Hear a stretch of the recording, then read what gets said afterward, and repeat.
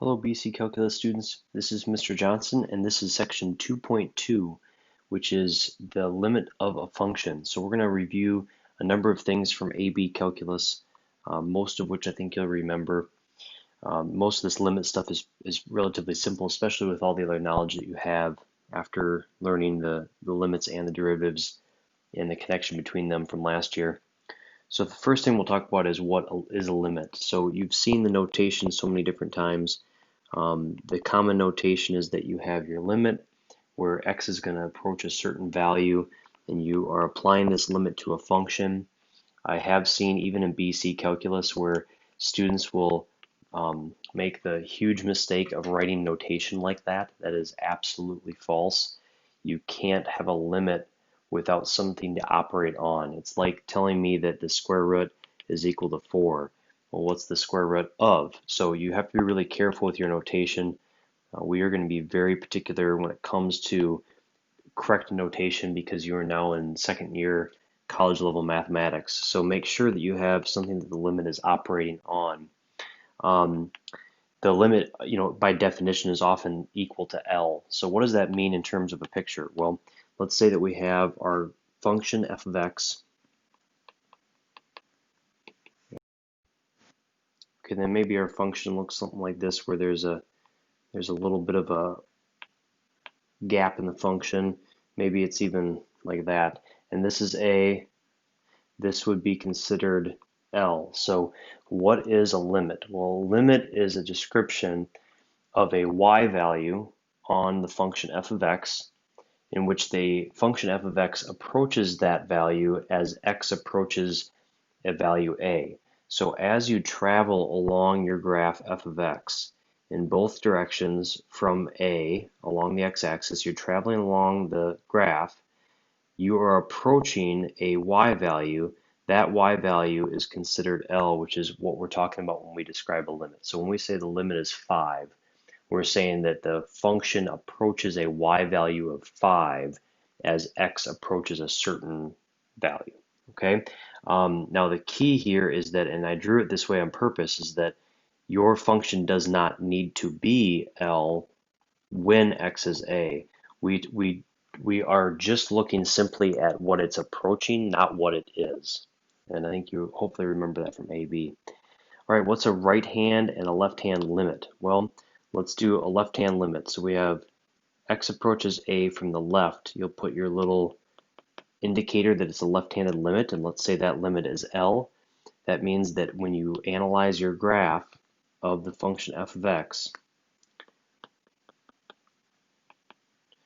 let's say that the function happens to be something like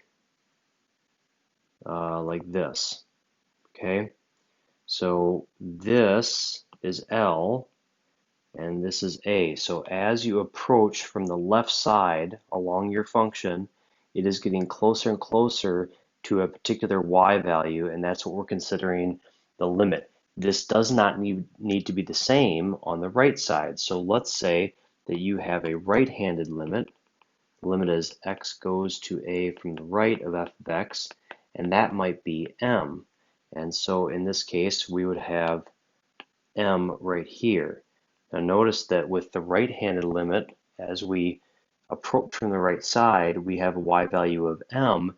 This function does exist there, but that doesn't really actually matter. That could have been an open circle.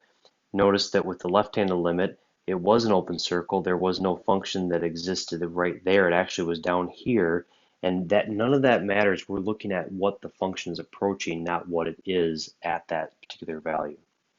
So what has to be true for a limit to exist? Well, if you remember last year, we talked a lot about continuity, which we will get to in this class as well. But part of continuity is that you have to prove a limit exists. And the way that you show that a limit exists is that you analyze the limit from the left, and then you analyze the limit from the right. And if those two are the same, then what we would say is that the two-sided limit exists.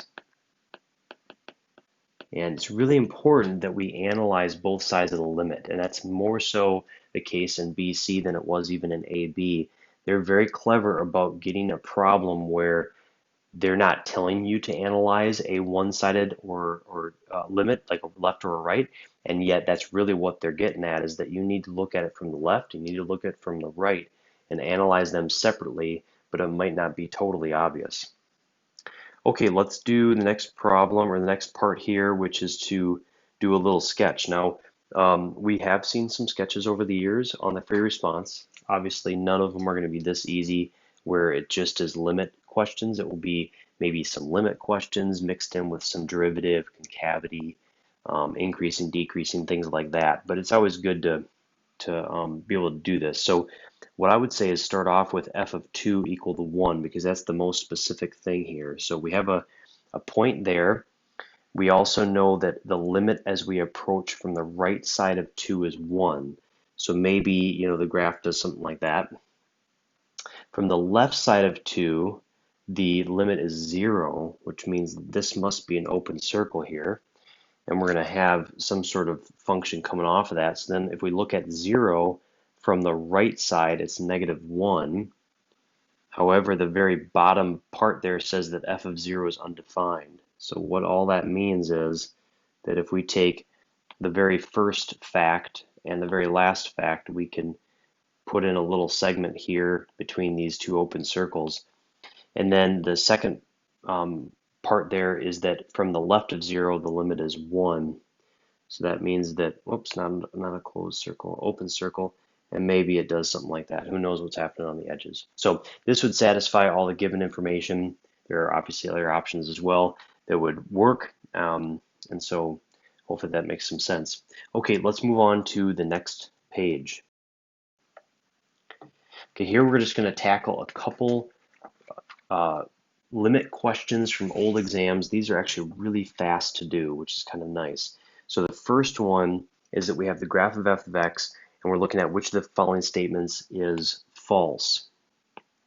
Okay, so the limit as x goes to 2 exists. So if we're looking up at our graph, so as we approach from the left, as we approach from the right, the limit in both cases is 2.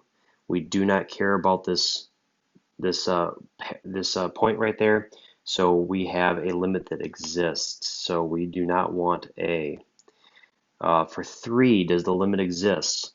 Yes, the limit exists for 3 because the left and the right agree that the limit is 5. I believe what they're getting at here is that they're trying to catch you on a sharp corner. They're wondering if you understand what's happening at a sharp corner. And remember, at a sharp corner, a limit may exist, but a derivative does not. And we'll get to all of that in not too long. For part C, it says the limit of at 4 as x goes to 4 exists. Well, here's where we have an issue. From the left, the limit is a little bit below 2, actually. And then from the right, the limit is 4. Those do not agree. So the left and the right are not the same. And that happens to be our answer. Okay, in the next problem, we're looking at which of the following statements about this piecewise function are true. So let's tackle the limit first. Now remember, we don't care about any of this for our limit, because the limit, we only care about what's happening around 2. We don't care about what's happening at 2. So we're going to take the limit as x goes to 2 of x squared minus 4 over x minus 2.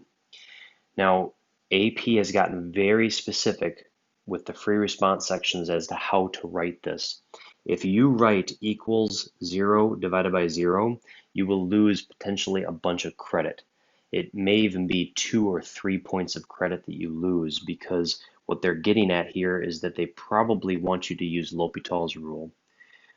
We will get to L'Hopital's rule a little bit later. You could certainly do it on this problem. If that's the case, what you want to do is you want to state the limits separately. So you want to say that the limit as x goes to 2 of x squared minus 4 is 0, and the limit as x goes to 2 of x minus 2 is 0. Therefore, we're going to apply L'Hopital's rule because the conditions apply, and then we'll go that route. Now, I'm not going to do L'Hopital's rule right now, just because I want to show you without derivatives how to do this, just to review with you.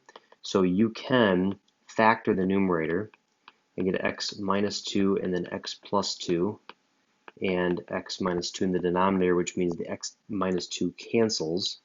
So we're left with The limit as x goes to 2 of x plus 2, which means that our limit happens to be 4. So it is true that f has a limit at x equals 2. Now the question is f continuous? And we're going to talk more about continuity and the 3 steps to continuity from last year. But we have a limit. We know that. That's like step number 1. We need to show that there's a limit as x is equal to 2. But we also have to look at the function value at 2. And this is important because the limit could exist, but maybe the function has an ordered pair that's not connected to the graph. That's the issue, and this is an example of when that occurs. So we have a limit that approaches, as x goes to 2, the limit is going to be equal to 4, which means f approaches 4 on the y-axis. However, f of 2 is 1. Since these two do not agree, then f is not continuous. Again, we're going to talk about differentiability a little bit more, but differentiability is the ability to take a derivative, and it is impossible to take a derivative if your function is not continuous. So that's automatically gone. So our answer here is going to be A. All right, I believe we have 2 more examples on the next page. First example, we're looking at the function f on the domain 0 to 4, and we're looking at which of the following are true. So the first one is the left-hand limit. As x approaches 2 from the left, the graph of f of x has a limit that exists. That is true. The limit may be, I don't know, let's call it L. So that would have a limit of L. So that's true. That's good. From the right side of 2, does f have a limit? Yep, it's going to be approximately here. We'll call that M, because as we approach 2 from the right side, it approaches a particular y value. So yep, that's true as well. Now, does the 2-sided limit exist? No, it does not, because as you can see from the left and from the right, they approach different y values on your graph. And so that is false. So our answer here is C. Okay, last but not least. So we have the limit as x goes to 4, and which of the following does it exist? So the first one, the left hand limit and the right hand limit agree. They have the same y value that they approach. So number 1, that's good. Number 2, same thing. We approach from the left, we approach from the right, the exact same y value. That is true. Number 3, not true, because on the left side and on the right side, the y values that that function approaches is not the same, not consistent. So that's going to be false. So in this case, we get letter D. That's it for section 2.2. Thank you.